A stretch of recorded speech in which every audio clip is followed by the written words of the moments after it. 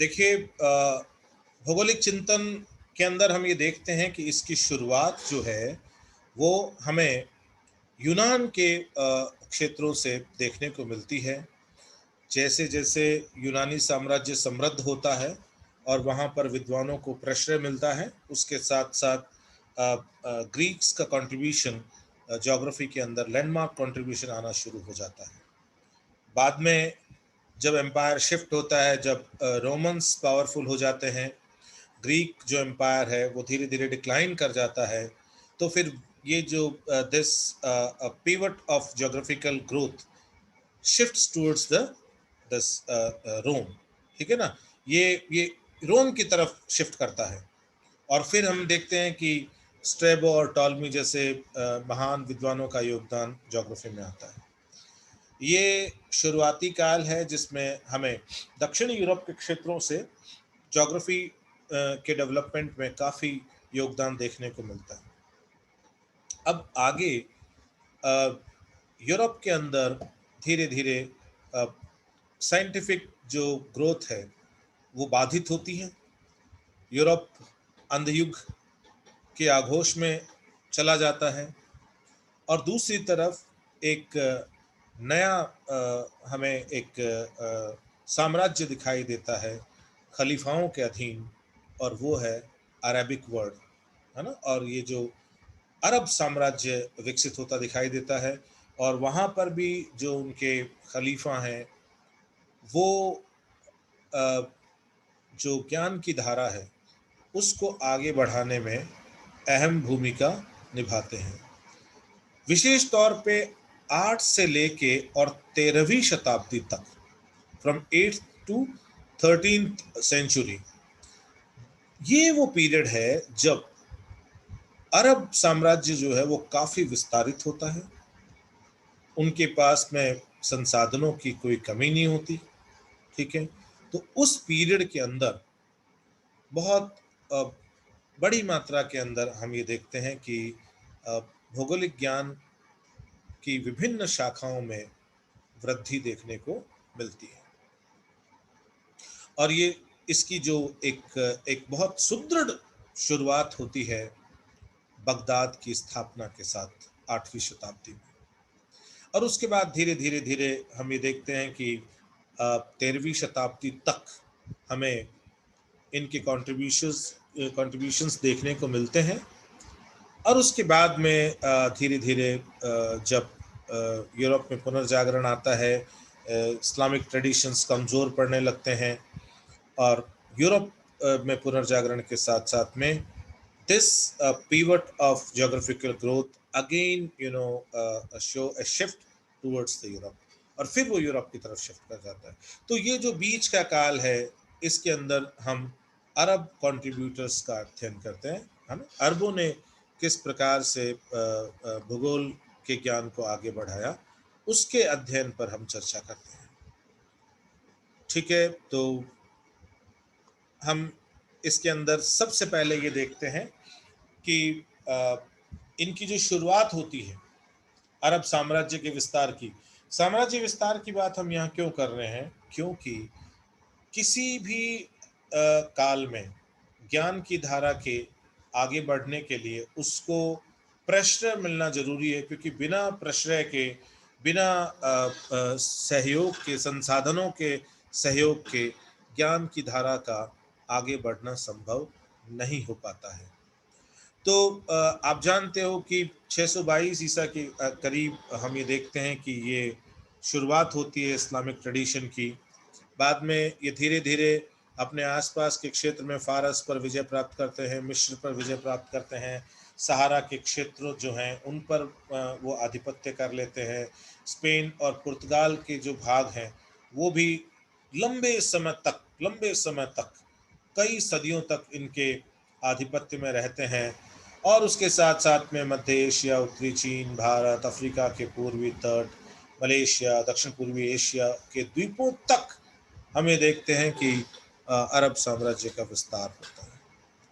ठीक है, इस विस्तार के साथ साथ निश्चित रूप से ये लोग शक्तिशाली होते जाते हैं और इनकी संसाधनों तक पहुंच मजबूत होती जाती है।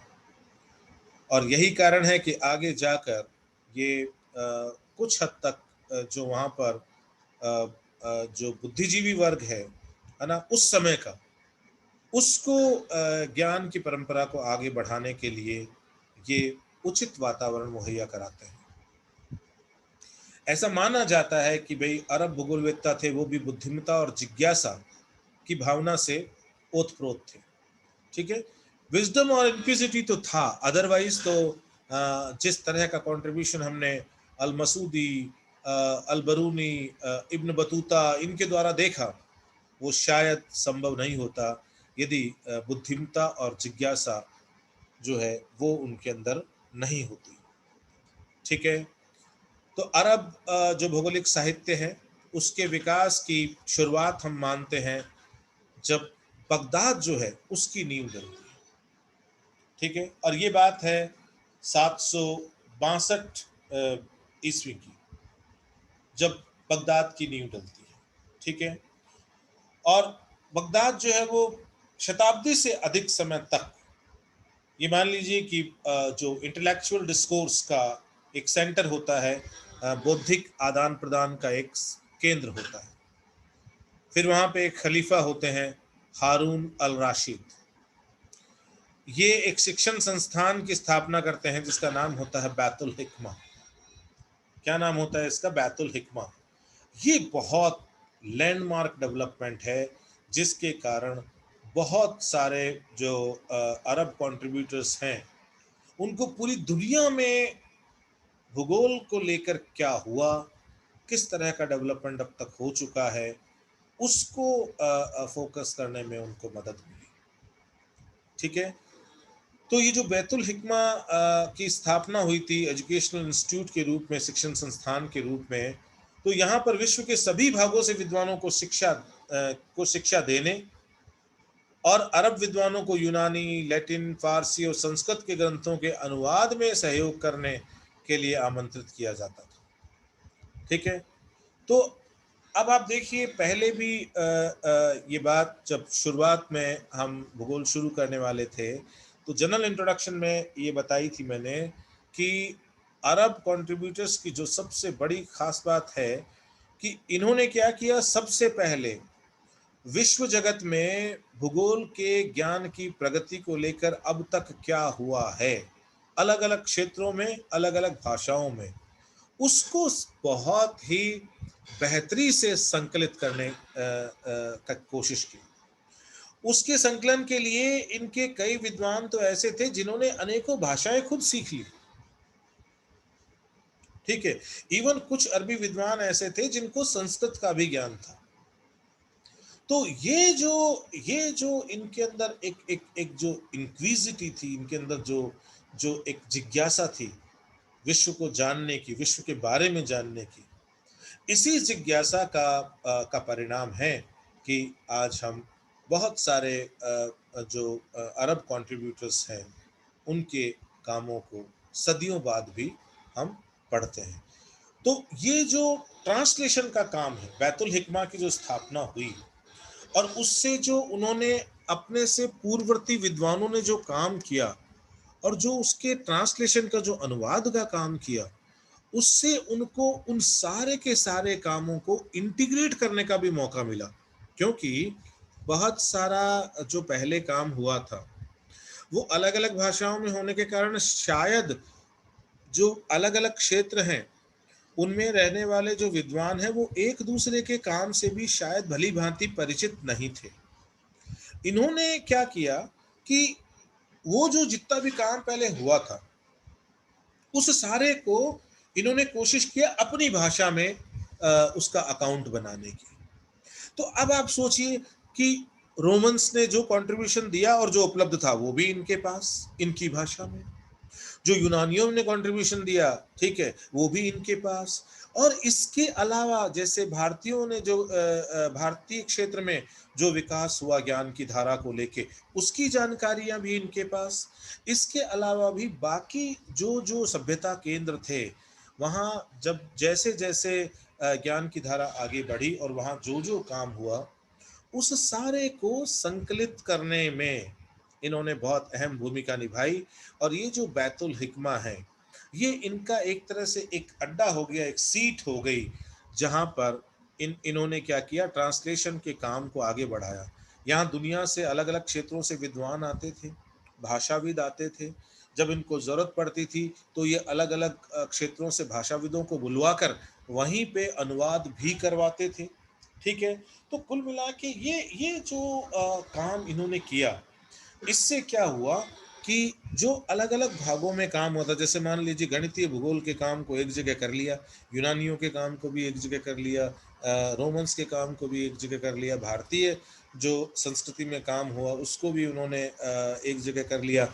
और बाद में इनको कम से कम एक होलिस्टिक अप्रोच हुई कि इतना काम हो चुका है और इसकी इंटर रिलेशनशिप ये है। ठीक है।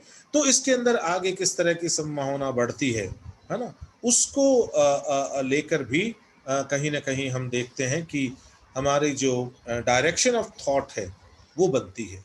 ठीक है। तो ये जो अनुवाद का काम है, जिसको हम एक सामान्य काम समझ रहे हैं, ये सामान्य काम नहीं है, ये बहुत ही अद्वितीय प्रकार का काम है जो इन्होंने किया, जिसने इन अरबों के क्षेत्र में जो जिसको हम कहते हैं भौगोलिक चिंतन की धारा, भौगोलिक ज्ञान की धारा, इसको जबरदस्त तरीके से आगे बढ़ाया। अब देखिए, एक खलीफा हुए थे अल मामून, है ना। तो उन्होंने क्या किया, नस्टोरियन, ईसाई और यहूदियों को अपने राज्य में विशिष्ट स्थान दिया। ठीक है। तो इससे क्या हुआ कि उनको कई तरह की जो वहां पर जो काम हुए थे, है ना, जो इनके क्षेत्रों में, उसको समझने में आसानी हुई। अरबों ने भारतीय विद्वानों को भी भारतीय गणित और संख्या संबंधी अध्ययन के लिए बगदाद निमंत्रित किया था उस समय, और विद्वान गए भी थे। ठीक है। कैन यू इमेजिन कि वो लोग इंडियन मैथमेटिक्स को समझने के लिए और नंबर्स के ऊपर जो जो इंडियंस का अध्ययन था उसको समझने के लिए उन्होंने वहां इंडियंस को इनवाइट किया और इनसे ट्रेनिंग ली, क्योंकि वो बैतुल हिकमा एक ट्रेनिंग सेंटर भी है ना। इनसे ट्रेनिंग ली। आर्यभट्ट और सूर्य सिद्धांत, संस्कृत के प्रबंध कई सारे, त्रिकोणमिति के सिद्धांत, ठीक है, अनेकों ऐसे पक्ष थे भारतीय ज्ञान के, जिसको उन्होंने समझा और जिसको उन्होंने वहां संकलित किया, अपने यहां संकलित किया। ठीक है। इन सिद्धांतों का अरबी भाषा में अनुवाद किया। अरबी खगोल विद्या के इतिहास में ये लैंडमार्क माना जाता है, क्योंकि इसके बाद अरब जो कंट्रीब्यूटर्स हैं, उनकी जो एस्ट्रोनॉमी की ब्रांच है, खगोल विज्ञान की ब्रांच है, उसने तेजी से प्रगति करनी शुरू की थी, जब उन्होंने इंडियन मैथमेटिक्स और इंडियंस का जो नंबर रिलेटेड नॉलेज है उसको जब उन्होंने सीखा। उसके बाद उनकी जो एस्ट्रोनॉमी जो ब्रांच है, खगोल विज्ञान की जो शाखा है, उसके अंदर उनका कंट्रीब्यूशन धीरे धीरे मजबूत होता गया। तो अरबों ने यूनानी, रोमन, ईरानी, भारतीय आदि अनेकों जो भौगोलिक विचार थे, ये तो बड़ी बड़ी स्कूल से चारों, इसके अलावा भी कई छोटे छोटे अन्य क्षेत्र थे जहाँ पर कहीं न कहीं थोड़ा थोड़ा हमें भौगोलिक ज्ञान का विस्तार देखने को मिला था। इन्होंने क्या किया, उन सबको एकत्रित किया। 3 ब्रांचेस है ज्योग्राफी में, जिनमें हम ये मानते हैं कि जो इनका अरबों का कंट्रीब्यूशन है वो काफ़ी सराहनीय रहा। और वो उसमें से एक है गणितीय भूगोल, एक है भौतिक भूगोल और एक है प्रादेशिक भूगोल, है ना। अब गणितीय भूगोल में कंट्रीब्यूशन के लिए तो बहुत बड़ी जो उसका कारण था, उसको आप इस तरह समझ सकते हैं कि गणितीय भूगोल में काफ़ी प्रगति यूनान और रोमन साम्राज्य के समय हुई थी, और ये उस सारी प्रगति से वाकिफ हो गए। क्यों? क्योंकि वो सारा काम जो है उसको इन्होंने अपने यहाँ अरबी में अनुवाद कर लिया था। ठीक है। भारतीयों से भी इन्होंने गणित संबंधी काफ़ी नई नई चीज़ें सीखी थी। और बाद में इन्होंने क्या किया, उस नॉलेज के थ्रू इन्होंने कई क्षेत्रों में मैथमेटिकल ज्योग्राफी में कंट्रीब्यूशन दिया था। ठीक है। इवन इन्होंने पृथ्वी की परिधि के मापन की कोशिश की, इन्होंने चंद्रमा और पृथ्वी के बीच की जो दूरियां हैं वो पूरे माह एक जैसी नहीं होती, इसको भी परिकलित कर लिया। इस तक के बारे में बताया कि चंद्रमा जो है उसका परिक्रमण तल है वो सदैव एक जैसा नहीं होता, उसमें बदलाव आता रहता है। तो इस तरह के जो डेवलपमेंट थे वो सारे सारे मैथमेटिकल ज्योग्राफी की झोली में जाते हैं। इसके बाद में हम बात करते हैं फिजिकल ज्योग्राफी की। फिजिकल ज्योग्राफी में भी इनका जो कंट्रीब्यूशन था वो बहुत ही आला दर्जे का था। और फिजिकल ज्योग्राफी की तीनों मेजर ब्रांचेस जो हैं, जियोमोर्फोलॉजी, क्लाइमेटोलॉजी और ओशनोग्राफी, है ना, भूआकृतिक विज्ञान, जलवायु विज्ञान और समुद्र विज्ञान, इन तीनों शाखाओं में इन्होंने काफी नई जानकारियां दी थी जो इनसे पहले के विद्वानों के द्वारा नहीं दी गई थी। जिसका एक बहुत सुंदर उदाहरण है कि इन्होंने कई तरह के भूआकृतिक प्रक्रमों की व्याख्या की थी। ठीक है, भूआकृतिक प्रक्रमों की व्याख्या की थी इन्होंने। क्लाइमेटोलॉजी के अंदर पूरी मॉनसून की मैकेनिज्म को समझाने की कोशिश की थी। इन्होंने ओशनोग्राफी में ओशनिक पार्ट्स के अंदर जो जो डिफरेंट डिफरेंट जो कलर्स का रिफ्लेक्शन आता है उनके बारे में, जो डिफरेंट डिफरेंट ओशंस हैं उनके एक्चुअल डिस्क्रिप्शन के बारे में कि उनका कितना विस्तार है, कितना विन्यास है, उनकी प्रकृति कैसी है, इन सब को आगे बढ़ाने में, इस सारे ज्ञान की धारा को आगे बढ़ाने में और उसमें नई नई सूचनाओं को जोड़ने में इनका अभूतपूर्व योगदान था। अपने समय के हिसाब से इन्होंने काफ़ी महत्वपूर्ण जानकारियां दी थी। अरबों में एक चीज़ देखने को मिलती है कि अरब जोग्राफर्स में बहुत सारे जोग्राफर्स ऐसे हुए हैं जिन्होंने एक्सटेंसिव ट्रेवलिंग की है और ट्रेवलिंग अकाउंट तैयार किए हैं।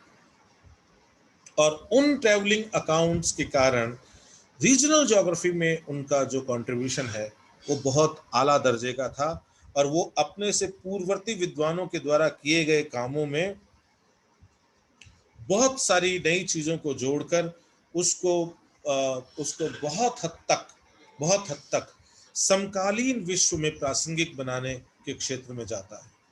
समकालीन विश्व मतलब जो उस समय विश्व था, ठीक है, उस समय के हिसाब से उन्होंने प्रादेशिक भूगोल जो पृथ्वी की सतह पर जो ज्ञात विश्व था उसके अलग अलग जो प्रदेश थे उनकी विस्तृत जानकारियां उपलब्ध करवाने की कोशिश की।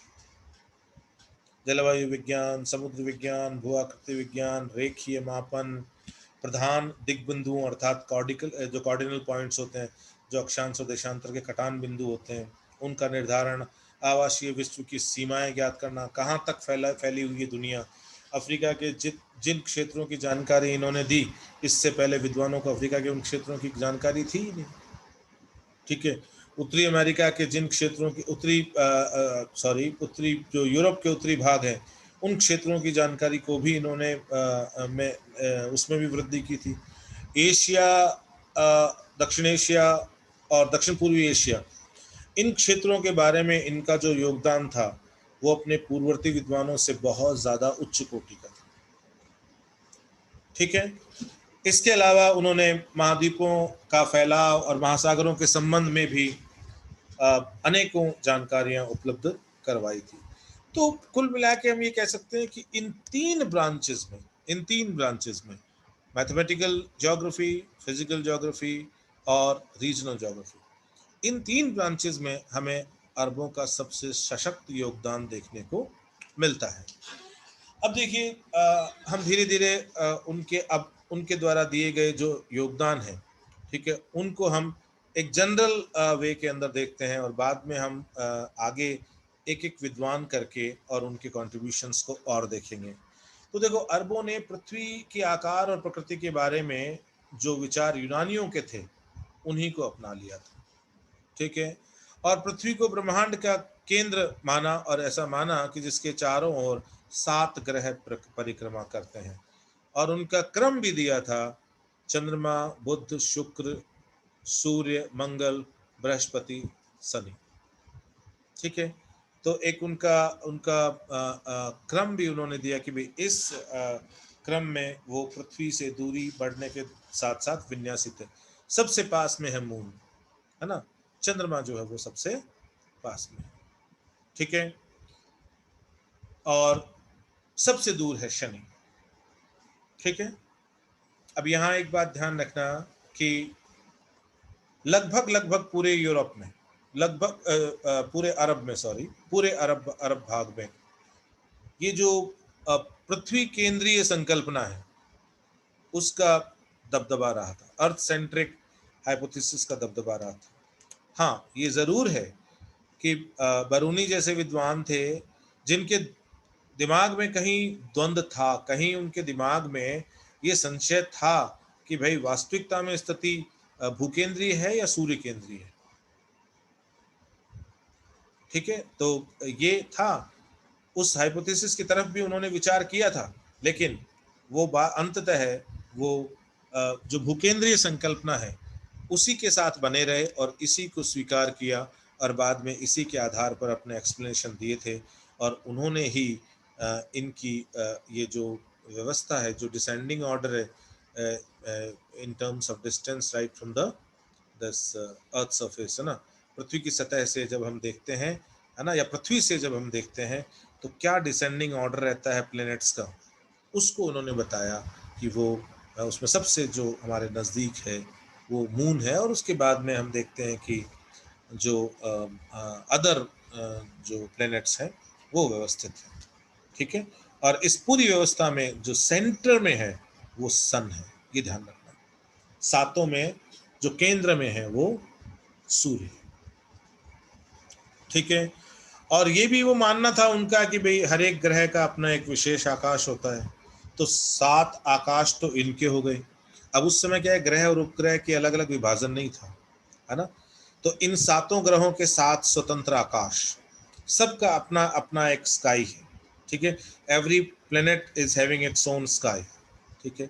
और फिर उन्होंने कहा कि बियॉन्ड दीज, इनके बाहर, इनके बाद जो 8वां आकाश है ना, 8th जो स्काई है, ठीक है, 8th जो जो जो जो जो, जो स्पेस सेगमेंट है, वो उन्होंने कहा कि वो बेसिकली तारे जो हैं, ठीक है, उन तारों का आकाश, ठीक है, और जो सर्वोच्च स्वर्ग का निर्माण करता है, ऐसी मान्यता थी। अब देखिए, हम आगे बढ़ते हैं तो हम देखते हैं कि कुछ विद्वानों ने परिधि मापन का भी प्रयास किया था, पृथ्वी की परिधि मापने का भी प्रयास किया था। और हम इसमें देखते हैं कि इसमें जो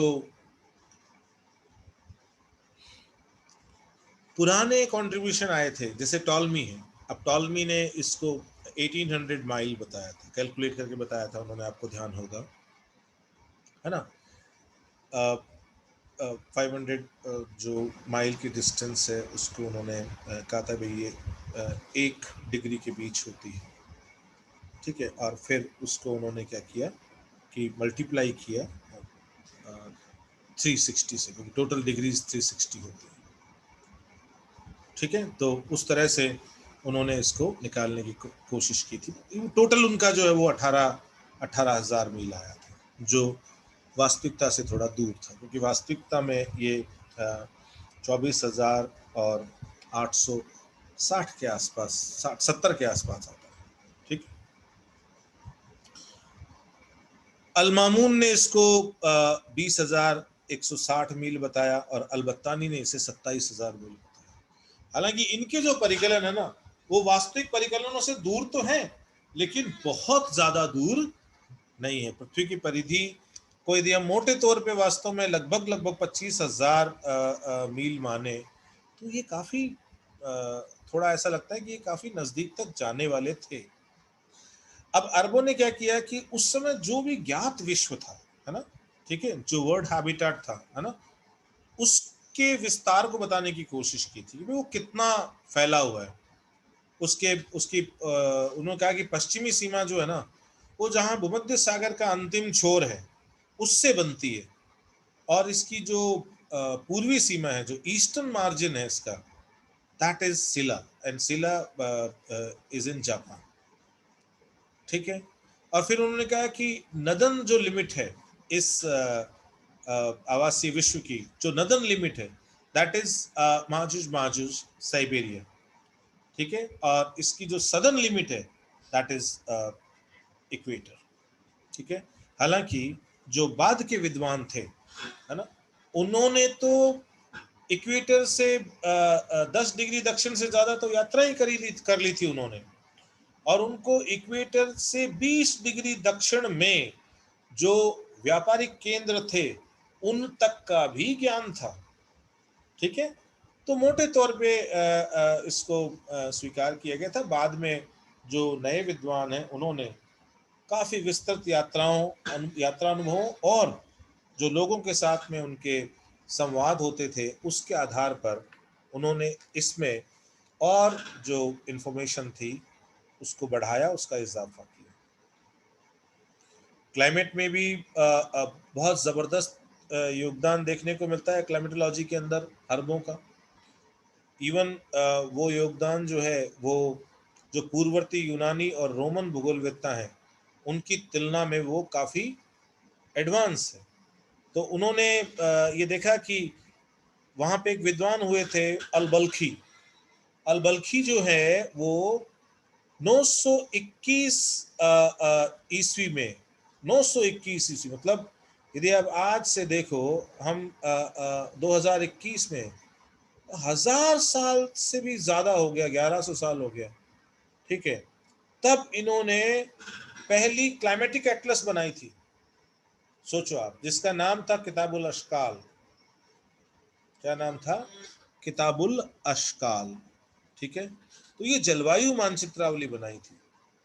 ये यदि हम इसको सोच के देखें तो ये अपने टाइम से बहुत आगे का कंट्रीब्यूशन है। इसके बाद देखो, एक अलमसूदी नाम के विद्वान हुए थे, बहुत अच्छा इन्होंने, इनकी 2 किताबें हैं, किताबुल हिंद और तारिखुल हिंद। उन दोनों किताबों के अंदर इन्होंने बहुत ज़बरदस्त वर्णन किया है भारत के क्षेत्रों का, है ना। बहुत उम्दा उम्दा वर्णन इनके द्वारा प्रस्तुत किया गया है। ठीक है।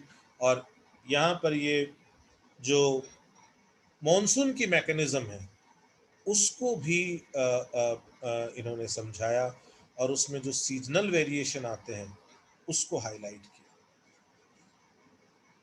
985 में एक विद्वान होता है अल मकदीसी। ठीक है, ये याद रखना है उनको नाम, ये फैक्ट्स के लिए हैं। ठीक है। उन्होंने विश्व को जलवायु के आधार पर 14 भागों में बांटा। तो एक तरह से यूं कह सकते हैं कि उन्होंने क्लाइमेटिक जोनेशंस किया था वर्ल्ड का, या वर्ल्ड क्लाइमेटिक रीजन्स बताने की कोशिश की थी। ठीक है। और बताया कि जलवायु अक्षांश के अनुसार ही नहीं बदलती, वरन पूर्व पश्चिम की स्थिति के अनुसार भी परिवर्तित होती है। This was first time this explained by the Maqdisi, कि भाई जलवायु का परिवर्तन को आप केवल और केवल अक्षांश के आधार पर मत देखो। जलवायु का परिवर्तन पश्चिम पूर्व जो स्थिति है उसके आधार पर भी होता है। और उसने यह भी विचार दिया कि दक्षिणी गोलार्ध में अधिकांश भाग में महासागर है, जबकि अधिकांश स्थलीय भाग जो है वो उत्तरी गोलार्ध में पाया जाता है। तो ये कॉन्सेप्ट जो है ये जर्मन कॉन्ट्रीब्यूटर्स से पहले ही ये कॉन्सेप्ट निकल के आता है अरब भूगोलवेत्ताओं से। ठीक है। अब अरब भूगोलवेत्ताओं ने पृथ्वी के स्थल रूपों को आकृति देने वाले प्रक्रमों के संबंध में भी महत्वपूर्ण जानकारियां दी।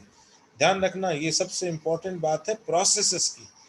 ठीक है। क्योंकि प्रोसेसेस की जानकारी जो है वो जो हमारा शुरुआती पीरियड था ग्रीक्स का और रोमन का, उसमें प्रोसेसेस की जानकारी काफ़ी कमज़ोर थी। ठीक है।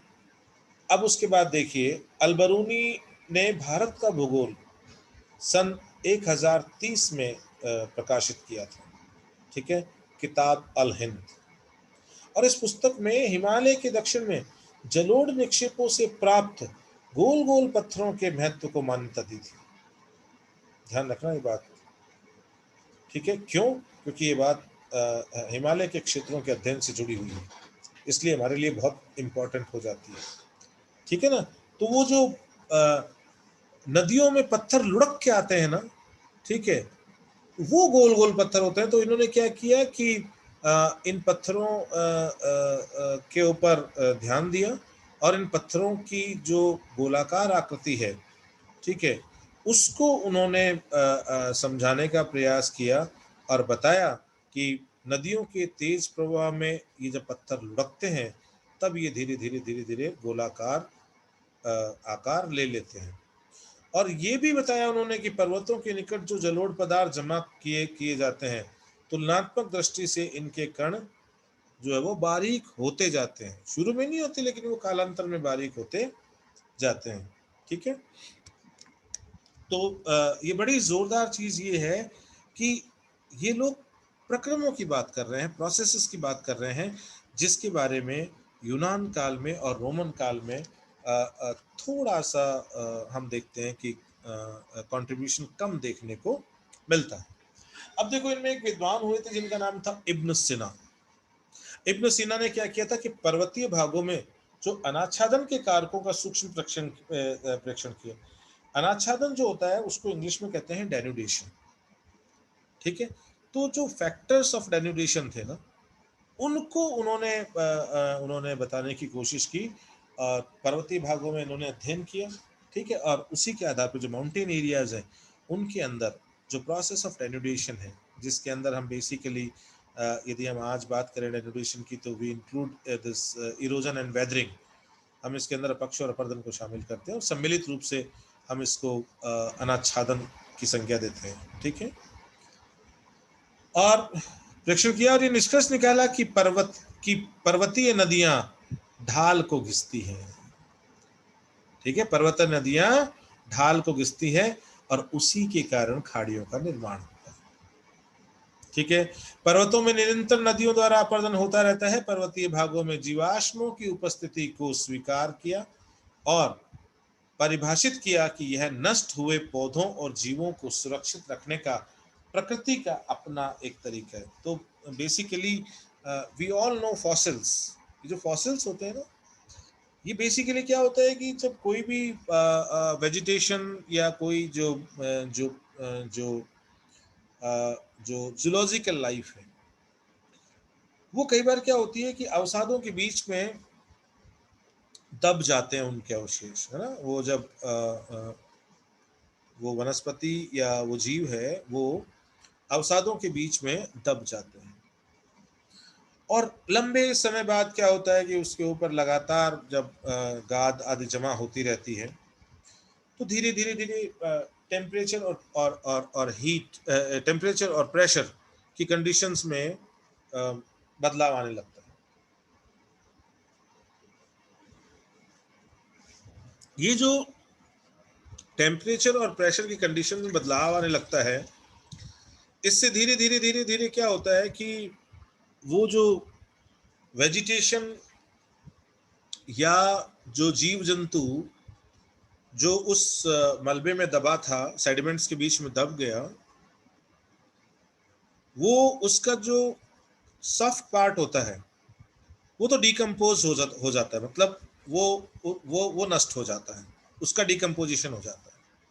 लेकिन उसका जो कंपैरेटिवली हार्ड पार्ट होता है, तुलनात्मक रूप से जो हार्ड पार्ट होता है ना, वो क्या करता है, अवसाद के बीच में दबा रह जाता है, और बाद में वो जीवाश्म के रूप में हमें कई हजारों लाखों सालों बाद देखने को मिलता है, ठीक है। तो वो होते हैं जीवाश्म, ठीक है। तो इन्होंने ये कहा कि पर्वतीय भागों में जीवाश्मों की उपस्थिति पाई जाती है ना। और ये भी कहा कि भाई ये जो नेचर है ना, ठीक है, it's a way to preserve the this botanical and zoological life after this death, or after the what we call it, जब वो समाप्त हो जाती है ना, तो उसके बाद ये तरीका है कि प्रकृति कैसे उनको संरक्षित करती है, कैसे प्रकृति उनको सजो के रखती है, ठीक है ना। And those this become fossil later on, बाद में फॉसिल बन जाते हैं, वो जीवाश्म बन जाते हैं। ठीक है। अरब भूगोलवेत्ताओं ने यूनानियों से ग्लोब को 5 कटिबंधों में विभाजित किए जाने की रीति जो है उसको सीखा और उसको अपनाया। ठीक है। और प्रत्येक कटिबंध विशेष तापमान अवस्था का प्रतिनिधित्व करता है। ठीक है, ऐसा उनका मानना था। ये पूरी बातें उन्होंने रोम जो यूनानी कंट्रीब्यूशन है उसी से ली थी। और उन्होंने कहा कि भाई इसमें एक तो उष्ण कटिबंध जिसको टॉरिड जोन कहते हैं, है ना, और ये है अयन वृत्तों के बीच, ट्रॉपिक्स के बीच में है ना, ये टॉरिड जोन। ठीक है। और इसमें 2 फ्रिजिड जोन्स हैं, है ना, 2 शीत कटिबंध है, and those are near to poles. और इन दोनों के बीच में दोनों गोलार्धों में एक एक पेटी है जो है शीतोष्ण कटिबंध, है ना, और ये मध्यवर्ती क्षेत्र है। ठीक है। तो ये बेसिकली जैसा यूनान वासियों ने बताया था उसको वैसे ही स्वीकार किया गया जैसे पूर्ववर्ती विद्वानों ने बताया गया, है ना। और उन्होंने ये भी कहा कि भाई विश्व में क्षेत्र तो बहुत बड़ा है, ठीक है, लेकिन उसका केवल और केवल 1/4 भाग ही बसा हुआ है, वही बसाव योग्य भी है। अब देखो, टॉलमी ने मैप में एक प्राइम मेरिडियन बनाई थी, और आपको ध्यान होगा कि इसको इन्होंने जो फॉर्चुनेट आइलैंड से उसके पास से गुजरते हुए बताया था। तो ज्यादातर जो विद्वान थे ना अरब्स, उन्होंने इसको एक्सेप्ट किया, इसी को एक्सेप्ट किया। ठीक है। और इसी से जो बाद वाली बात है वो इंपॉर्टेंट है, इसी से उन्होंने समय और देशांतर के आकलन के काम में लेकर और इस काम को आगे बढ़ाया। मतलब इन्होंने क्या किया कि ये जो फॉर्चुनेट आइलैंड के पास से जो प्रधान देशांतर का गुजरना टॉलमी ने बताया था उसको स्वीकार किया, और उसके बाद में इन देशांतरों की सहायता से समय, ना, प्रधान देशांतर की सहायता से समय और अन्य देशांतरों के आकलन का कार्य भी किया। अब कुछ विद्वान ऐसे थे जो इनसे सहमत नहीं थे। अरबों में उनका ये मानना था कि ये प्रधान देशांतर जो है ना वो पूर्वी भाग में है, पूर्वी सीमांत की तरफ है ना, इसमें अबू मशहर का नाम आता है। ठीक है, कि भाई ये जो है ना ये पश्चिम में फॉर्चुनेट आइलैंड के पास नहीं है बल्कि ये पूरब में है। अब यहाँ पर ये इंडियन ट्रेडिशन से प्रभावित थे, क्योंकि इंडियंस मानते थे कि उज्जैन के पास से हमारी जो प्रधान देशांतर निकलती है, जो श्रीलंका से होते हुए, उज्जैन होते हुए और मेरू पर्वत तक जाती है ना, वहां से गुजरती है। तो कुछ विद्वान जो थे ना, जो जो इंडियन ट्रेडिशन से प्रभावित थे, उन्होंने इसको प्रधान देशांतर के रूप में अपनाया था। ठीक है। तो हमें ध्यान रखना है इस बात का, है ना। ये जो उनके जो अरबी भाषा के जो ग्रंथ हैं उनमें कई जगह हमें उज्जैन का उल्लेख मिलता है, जिसको वो ओजैन, ओजिन, अरिन आदि नामों से अपने लिटरेचर में लिख रहे हैं, है ना। तो ये नाम उन्होंने उज्जैन के लिए प्रयोग में लिए। ठीक है। फिर देखो, अक्षांशों के निर्धारण में इरेटस्नीज और अन्य यूनानियों की तरह अरबों ने भी क्या किया, सूर्य की परछाई का प्रयोग किया। मतलब इसमें कुछ नया काम नहीं किया, बस ये है कि हाँ, जो काम रोमन्स और यूनानियों ने किया था उसको भली भांति सीखा। ठीक है, उसको भली भांति सीखा। अब ये सारा काम जो देख रहे हो आप अभी, ये सारा काम जो है ये सब फिजिकल ज्योग्राफी में आ रहा है। ठीक है।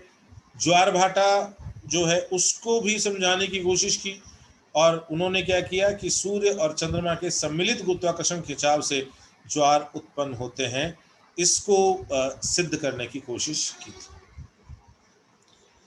अलमसूदी जैसा विद्वान जो आया था, जो कैस्पियन सागर में जिसने नौ संचालन भी किया था, उसने वहां पर दीर्घ और लघु, है ना, दोनों प्रकार के जो टाइड्स हैं, है ना, जो जो ज्वार भाटे हैं, ठीक है, उनको अंकित किया। ठीक है, और सूर्य तथा चंद्रमा की सम्मिलित गुरुत्वाकर्षण शक्ति या खिंचाव से ज्वार उत्पन्न होते हैं, ऐसा उनकी मान्यता थी। ठीक है, तो ज्वार भाटे की बात हो गई। अब देखिए कि और ये कैस्पियन सागर के क्षेत्रों की बात हो गई, है ना। अब एक बरूनी नाम का जो विद्वान हुआ था, जो मसूदी के बाद हुआ, वो अपनी पुस्तक में लिखता है कि भारतीयों का ये विश्वास था कि चंद्रमा जो है उसकी गुरुत्वीय शक्ति ज्वार उत्पन्न करने के लिए उत्तरदायी है ना, क्योंकि इंडियन ट्रेडिशन में चंद्रमा को ज्वार की उत्पत्ति का कारक माना जाता था। ठीक है, अब देखो हम ये देखते हैं कि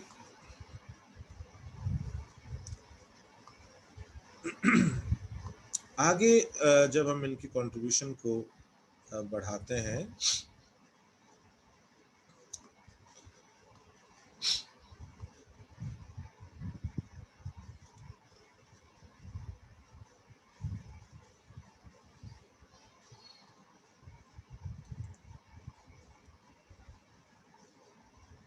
बहुत बड़ा कंट्रीब्यूशन था इनका मॉनसून की सामयिक जो प्रवृत्ति है, प्रकृति है, उसको पूरे विश्व को बताना।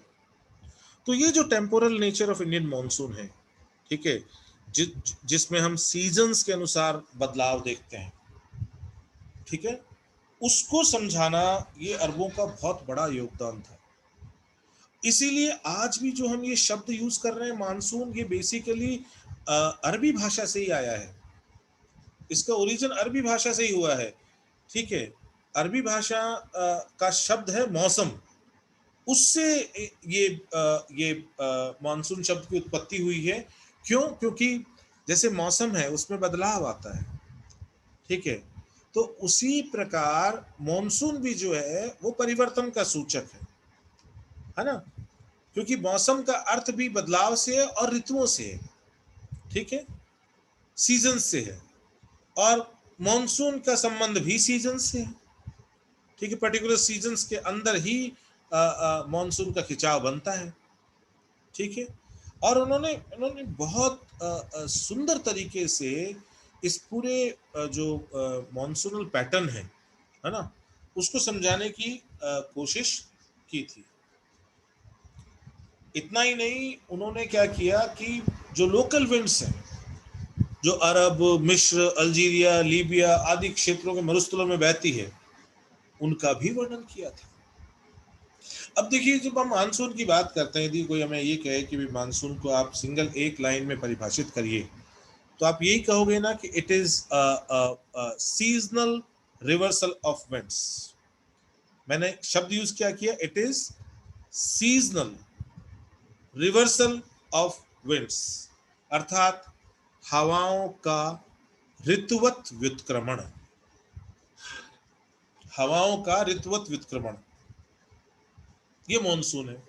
अब इसको आप अब देखो, यहाँ पे ये शब्द ना, इस ऋतु, ऋतु का मतलब होता है मौसम, और उन्होंने क्यों ये शब्द मॉनसून निकला मौसम से, क्योंकि हमें मॉनसून की प्रकृति में ऋतुवत परिवर्तन देखने को मिलते हैं। ठीक है, अब देखिए, आप बहुत अच्छी तरह समझ गए होंगे कि मॉनसून जो है उसको यदि हमें एक वाक्य में बताना पड़े तो वो यही है, हवाओं का ऋतुवत व्युत्क्रमण। केवल आपने यदि हवाओं का व्युत्क्रमण बोला तो वो अधूरा होगा, क्योंकि हवाओं का व्युत्क्रमण तो हवाओं का दैनिक व्युत्क्रमण भी होता है, वो हम देखते हैं लैंड ब्रीज और सी ब्रीज के केस में, है ना, जो थल समीर और जल समीर है ना, उसके केस में हम देखते हैं कि उसमें भी हवाओं का व्युत्क्रमण देखने को मिलता है, पर वो हवाओं का दैनिक व्युत्क्रमण है। इसलिए ध्यान रखना, ये शब्द जो है ऋतुवत, यदि हम इसको भूलते हैं तो समझ लीजिए कि हम इसकी मूल बात को ही पीछे छोड़ गए।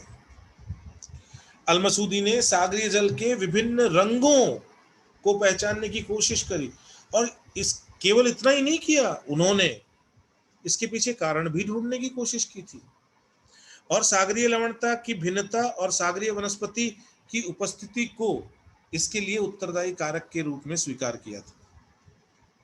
ठीक है। अरबों के ऐतिहासिक भूगोलवेत्ताओं जैसे इब्न खालदून, अल बरूनी, अल मसूदी, है ना, ये सब जो है ना, इन्होंने क्या किया, वनस्पति और मानव की जीवन शैली पर जलवायु के प्रभाव का विवरण दिया था। ठीक है, समझना इनको, the impact of climatic conditions on vegetation and human life. ठीक है, मानव की जीवन शैली और वनस्पति पर जलवायु के प्रभाव की व्याख्या की थी, और इस व्याख्या में ये तीनों विद्वान जो है ना, ये पर्यावरणीय निश्चयवादी हैं, अल बरूनी भी, अल मसूदी भी, और इब्न खालदून भी। इवन इब्न खालदून तो पूरे अरब जगत का सबसे बड़ा एनवायरमेंटल डिटर्मिनिस्ट माना जाता है, इब्न खालदून, पूरे अरब जगत का। ठीक है, एक सेंटेंस है, हालांकि उसको पढ़ने की जरूरत नहीं, फिर भी मैं आपको पढ़ के सुनाता हूं ताकि आपको पता लगे कि हम क्यों कह रहे हैं कि इब्न खालदून जो है वो पर्यावरणीय निश्चयवादी है। इब्न खालदून ये मानता है कि उष्ण जलवायु के निवासियों का झुकाव अल्हड़ता की ओर अधिक रहता है और उनमें सजीवता का अभाव पाया जाता है। अब बताइए कि ये पर्यावरणीय निश्चयवाद का हिस्सा हुआ या नहीं हुआ। ठीक है, ये भी जो उष्ण कटिबंधीय भाग में रहने वाले जो लोग हैं ना, ये उतने ये जो है अल्लड़ होते हैं, ठीक है ना, इल मैनर्ड होते हैं, ठीक है, और उसके साथ साथ में दे आर लाइक लाइफलेस, है ना, ये ऐसा लगता है कि ये इनमें इनमें सजीवता का बहुत ज्यादा अभाव देखने को मिलता है।